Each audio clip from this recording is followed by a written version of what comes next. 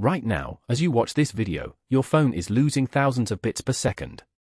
Packets vanish. Signals corrupt. Bytes flip from 1 to 0 at random.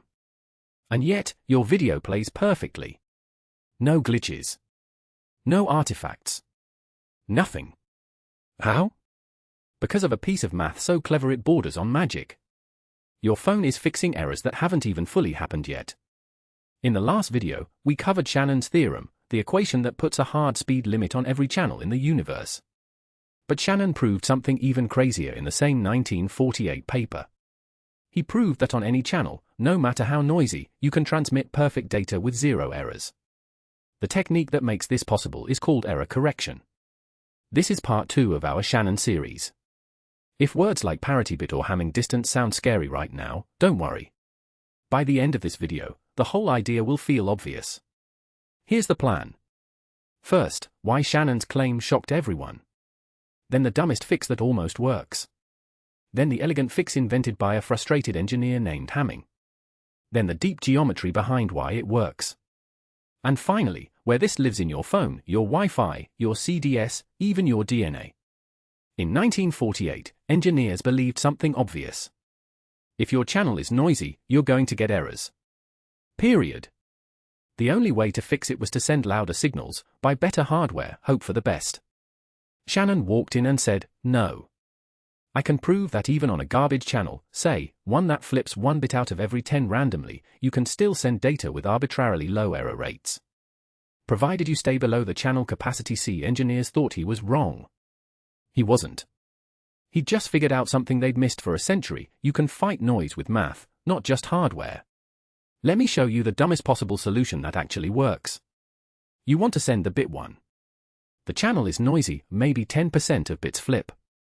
So you don't send a single one. You send 3 of them. 1, 1, 1. On the other side, the receiver sees what arrived, maybe 1, 0, 1, and picks the majority. 2 ones, 1, 0. Decision: it was a 1. You've just survived a bit flip.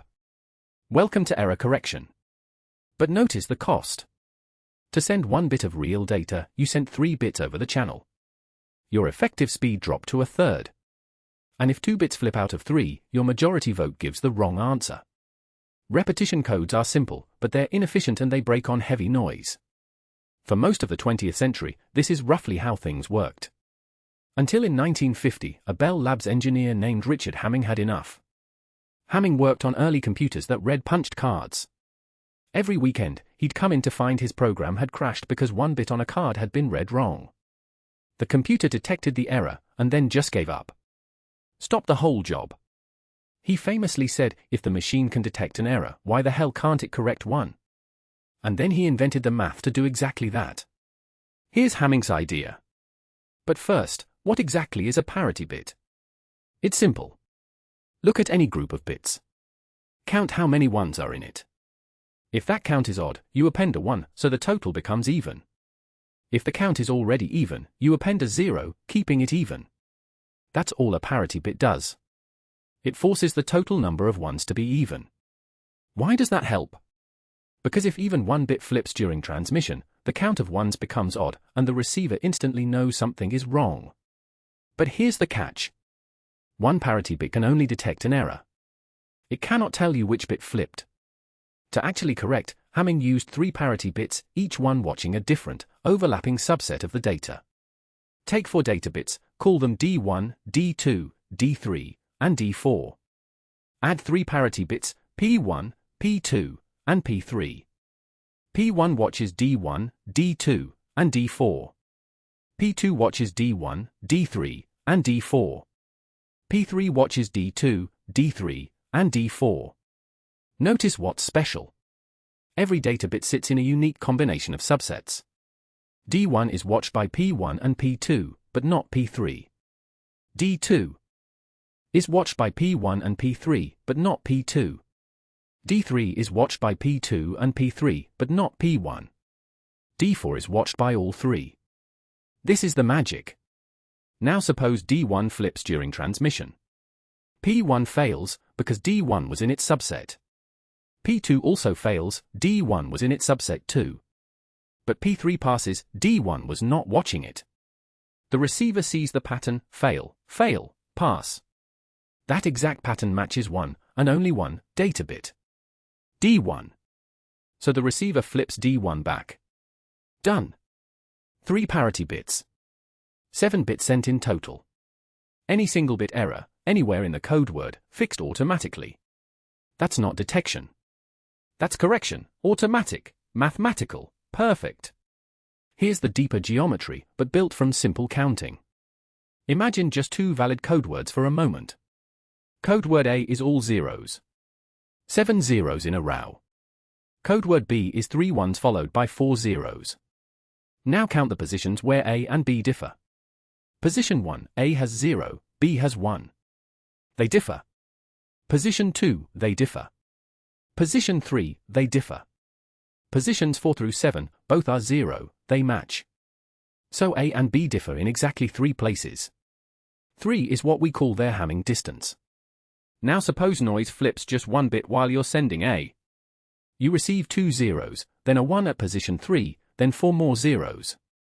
Just 1 bit out of 7 got flipped. Now compare what you receive to A. They differ in just 1 place, position 3. Distance 1. Now compare what you receive to B. They differ in 2 places, positions 1 and 2. Distance 2. Distance 1 beats distance 2, so the receiver decodes it as A correct. Here's why this trick works. A and B were 3 steps apart to begin with. Noise pushed our message 1 step away from A. But that also means it's 2 steps from B, still closer to A. So we win. Now think about what would have happened if noise had flipped 2 bits instead of 1. Our message would be 2 steps from A, but only 1 step from B. The receiver would decode as B wrong. So the safe limit is anything less than half the distance between code words. That gives us a dead simple rule. Take the distance between code words, subtract 1, divide by 2. That number tells you how many bit flips you can absorb and still decode correctly. If your code words are 3 apart, you survive 1 flip. If they're 5 apart, you survive 2. 7 apart, you survive 3. The bigger the gap between valid code words, the more noise you can fight. There's a price. The more errors you want to correct, the more parity bits you have to add. The more parity bits, the less of your bandwidth is actual data. This is the fundamental trade-off in all of error correction. You're paying for reliability with raw speed. And the math of how to pay the minimum price for a given reliability is the entire field Hamming founded. This math is everywhere. Every time you use technology, error correction is silently working. When you scan a QR code, up to 30% of it can be missing, coffee stain, ripped paper, whatever, and the data still reads. That's a code called Reed-Solomon, invented in 1960. NASA uses the same code to talk to deep space probes. When you play a CD, the disc is full of scratches. Reed-Solomon corrects them on the fly. When your phone receives a 5G packet, low-density parity check codes fix bit flips before they reach your apps. When your hard drive reads a file, error correction prevents bit rot from destroying your data. You've never seen a bit error in your life, not because they don't happen, but because the math fixes them before you notice. Now here's the part that made Shannon legendary. He didn't just invent error correction. He proved a theoretical limit on it. He showed that for any channel with capacity C, there exists a coding scheme that achieves arbitrarily low error rates, as long as you transmit below C. Not maybe. Not in some cases. Always. But he didn't tell anyone how to build such a code. He just said the math allowed it. For 50 years, engineers chased that limit. Hamming codes got us partway. Reed-Solomon got us closer. Turbo codes and LDPC codes, each one inched closer to Shannon's limit. By the 2000s, modern codes used in 5G and Wi-Fi 6 get within fractions of a decibel of Shannon's theoretical limit. We've basically caught up to the math. Want to know something even crazier? DNA uses error correction too. When your cells copy DNA, mistakes happen, about 1 in 100,000 bases gets copied wrong. That should accumulate into chaos within a few generations. But your cells have enzymes that detect mismatched bases and fix them. The error rate after correction drops to about 1 in 10 billion. Your body is running biological error correction on every cell division. Evolution discovered the same trick Hamming did billions of years earlier. So when you make a video call and the picture stays clean, even when your Wi-Fi is weak, even when you walk into the next room, it's not that the signal is perfect. It's that the signal is garbage, and the math is fixing it 1,000 times per second. Hamming was right. Errors don't have to win. Shannon was right. You can transmit through noise without losing data. And the deepest beauty here is that information itself, once we understood its math, turned out to be more robust than the universe gives it credit for. Noise was supposed to destroy our signals. Math destroyed noise instead. But there's one more pillar in Shannon's 1948 paper. He didn't just figure out how to send data through noise. He figured out how to shrink data to its smallest possible size, without losing anything. The math of why zip files exist, why MP3s work, why a photo can be 10 megabytes or 100 kilobytes and look the same. That's the next video. Subscribe so you don't miss it. Comment Hamming distance if you made it this far.